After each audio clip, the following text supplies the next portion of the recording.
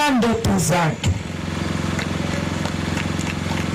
Hiyo niwahakikishie, na ndio maana leo wakati naanza ziara ya kuwashukuru wananchi wa jimbo la Tarime mjini sanjari na kukagua miradi, lakini pia na kuangalia changamoto kwenye taasisi mbalimbali, nikasema nitaanza na kata ya Kitale ili sasa kama akija choka hivi niwe nimeshachukua changamoto zote tuzifanyie kazi.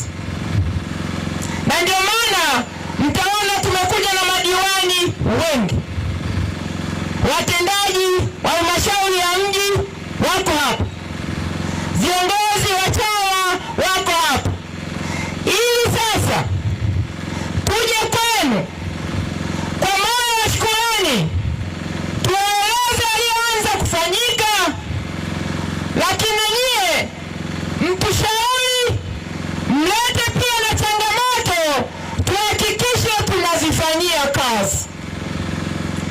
Tumeanza asubuhi kwenye shule yetu ya Kibumaye, shule ya msingi.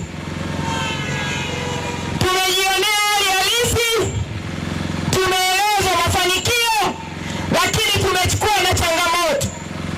Tumechukua pia na changamoto shule jirani ya Magabili, shule ya msingi, lakini tumeenda pia kwenye shule yetu mpya ya sekondari ya Kibumaye, na yenyewe tumeitembelea, pamoja na kwamba ni mpya lakini bado na vichangamoto kidogo tumevichukua. Tumetoka hapo tumeenda shule yetu ya sekondari Magabili hapa. Tumetoka shule ya sekondari Magabili tumeenda shule ya Mtingilo. Tumetoka Mtingilo tumeenda shule ya sekondari Mkongowe. Tumetoka Mkongowe tumeenda shule ya msingi Mtabulo. Lakini pia kuna wananchi wengine tunawakuta tukaongea nao. Huko kote tulikuwa tunaangalia mafanikio, changamoto katika sekta ya elimu, lakini pia changamoto ambazo wananchi wanaozunguka maeneo hayo wako nazo za kijamii.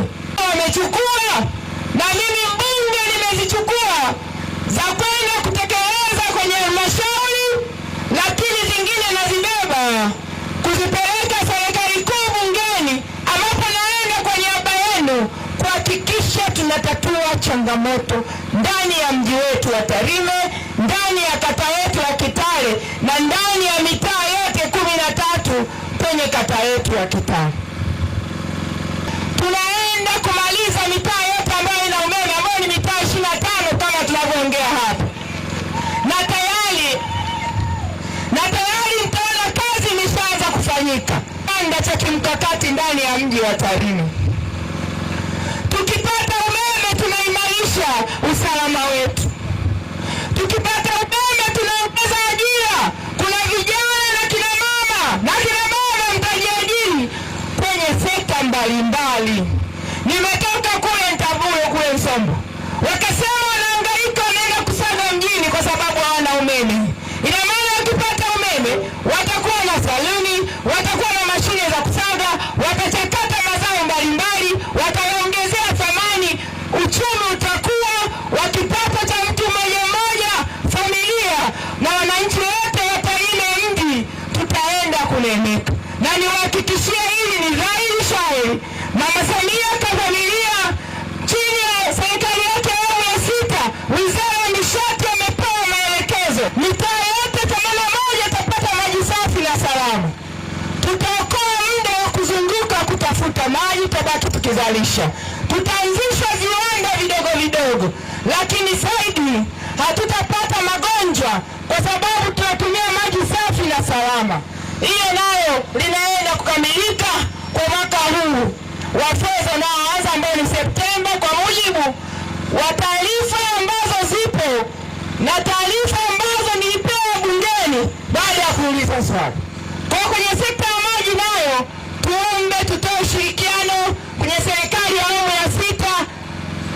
yanakuja kata ya Kitale, mji wa Tarime na majirani zetu wa Rorya na Serengeti na halmashauri ya wilaya Tarime, na wenyewe watahakikisha wanapatiwa haya maji. Kwenye sekta ya elimu, ndugu zangu, kama nilivyosema, tumetembelea, mwenyekiti wa halmashauri keshasema hapa, tumebahatika kupata shule mpya 2, ile ya Kibumai pale, lakini pia shule ya msingi ya Tede. Lakini siku 100 za Mama Samia alihakikisha pia anaongeza mkopo kwa wanafunzi wa elimu ya juu na kati mpaka wanafunzi 276, na katika hao kuna wanufaika wametoka kwenye jimbo letu la Tarime mjini, kwenye kata yetu ya Kitale na kwenye wilaya yetu ya Tarime. Pia kama halmashauri ya mji ya kuhakikisha tunaondokana na kero za matundu ya vyoo, madawati na madarasa. Ndugu zangu, ukija kwenye sekta ya afya, napo pia kuna mambo yamefanyika na mengine yanaendelea kufanyika katika kata yetu ya Kitale, lakini zaidi kwenye kuinuana kiuchumi. Mheshimiwa Rais aliahidi ndani ya siku 100 atahakikisha anatoa bilioni 200 kwa ajili ya wajasiriamali wadogo, ikiwemo vijana na kina mama, na hizo fedha ameshazikabidhi miundombinu ya barabara. Mtakuwa mkinisikia pia hata bungeni ikisema kwenye TANROADS, hii barabara ni barabara ya kiuchumi, yanapita magari mengi, na nyinyi ni mashuhuda.